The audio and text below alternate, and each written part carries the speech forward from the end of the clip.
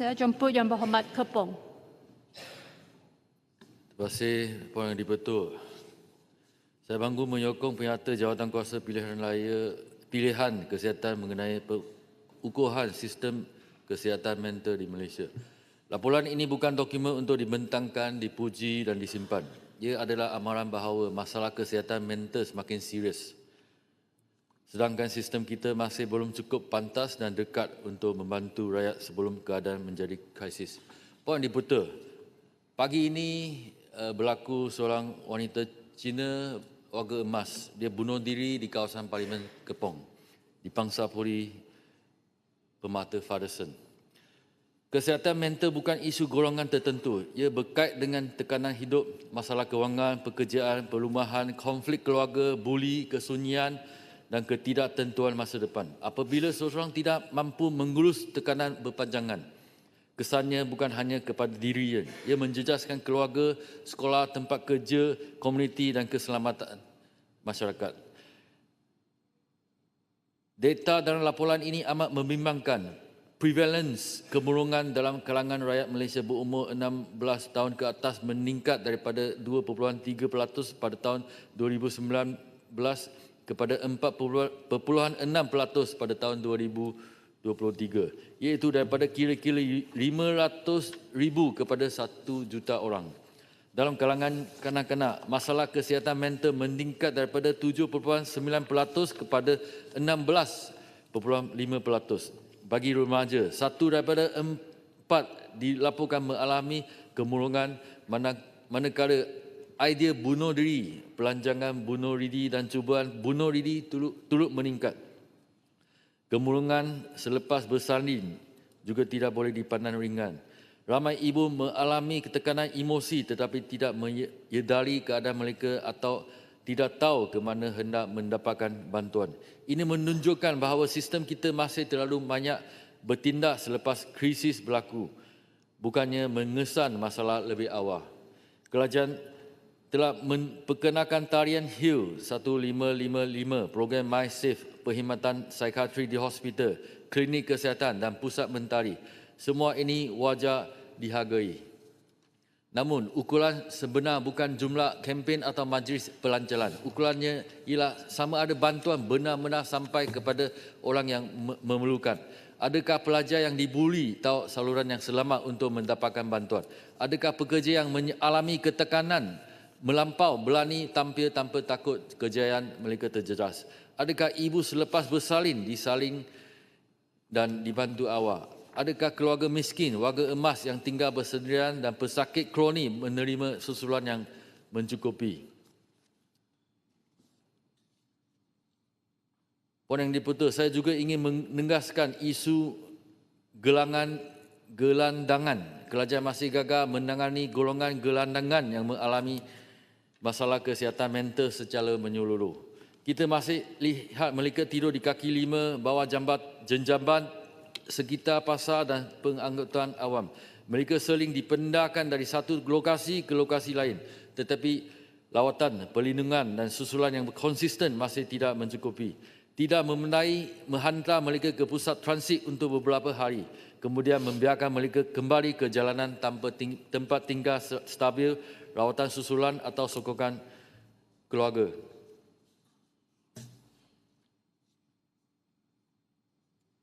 Dalam masa yang sama, kita perlu sedar tentang ancaman pelaku persendirian atau lone wolf attackers. Ada individu yang bertindak sendiri setelah dipengaruhi kebencian, ideologi ganas, kandungan ekstremis dan rasa terasing daripada masyarakat.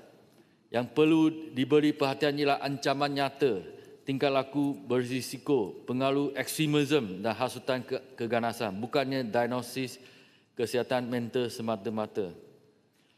Puan Yang di-Pertua, laporan ini telah memberi show yang penting. Kerajaan kini mesti menunjukkan tindakan. Pertama, bentangkan pelan pelaksanaan yang mempunyai garis masa. Kementerian bertanggungjawab peruntukan dan petunjuk prestasi yang jelas. Kedua, isi segera kekosongan jawatan kritikal dan tambah tenaga kerja kesihatan mental mengikut keperluan daerah. Ketiga, memperkasakan pengesanan awal di sekolah dan komuniti.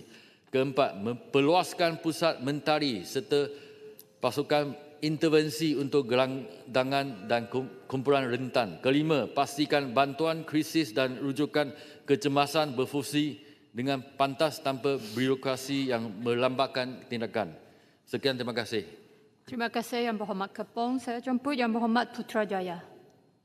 Terima kasih Tuan Yang Di-Pertua. Tuan Yang Di-Pertua, saya tekuni penyata berkaitan kesihatan mental yang dibentangkan serta perbahasan yang berlangsung.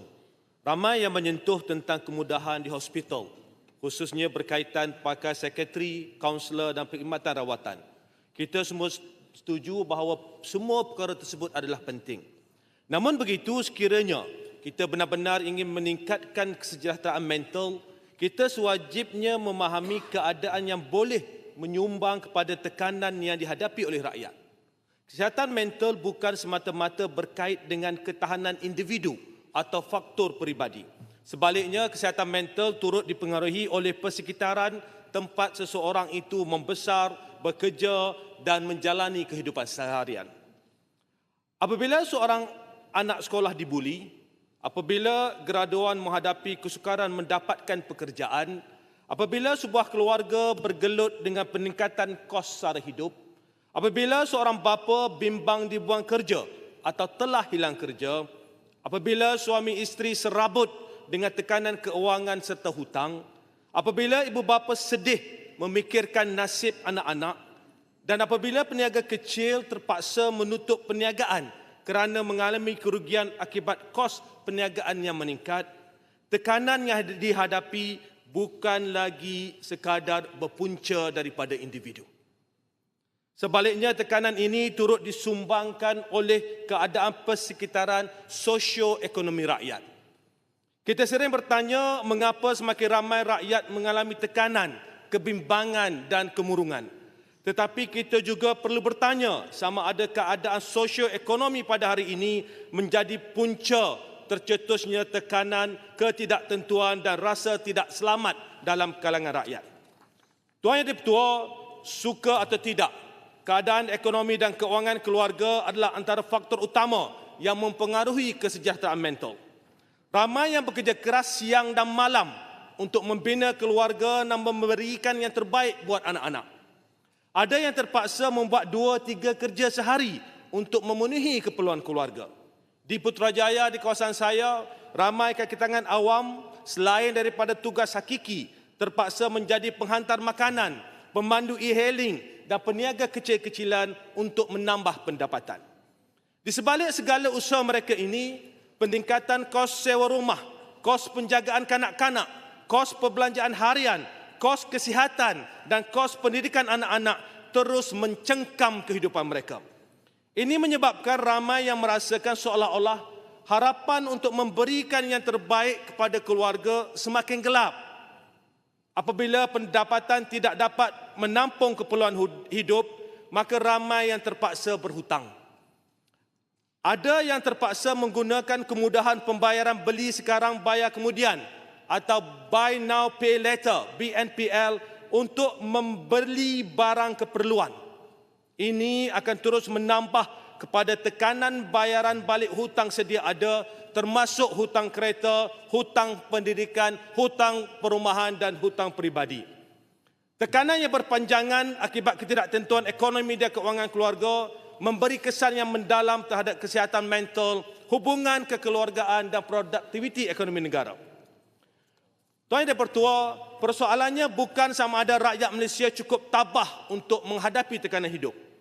Persoalannya ialah sama ada kerajaan telah mewujudkan keadaan yang membolehkan rakyat hidup dengan bermaruah, selamat dan penuh harapan. Isu kesihatan mental berkait rapat dengan dasar-dasar kerajaan, termasuk dasar ekonomi, dasar pelaburan, dasar pekerjaan, dasar pendidikan dan dasar perlindungan sosial. Perkara berkaitan dengan dasar perlindungan sosial ini telah banyak kali saya bangkitkan di Dewan ini. Kita lihat bahawa kerajaan menyatakan bantuan dan demi bantuan terus diberi kepada rakyat. Tetapi selagi mana kaedah penyaluran bantuan itu tidak tepat dan berkesan, maka kesannya tidak akan optimum. Sebab itu saya telah bangkitkan bahawa kerajaan seharusnya wujudkan sebuah pusat sehenti bagi memastikan bantuan kepada rakyat dapat diselaras dan disalurkan dengan lebih berkesan berasaskan data dan keperluan. Saya selalu sebut, boleh lihat contoh Centrelink di Australia.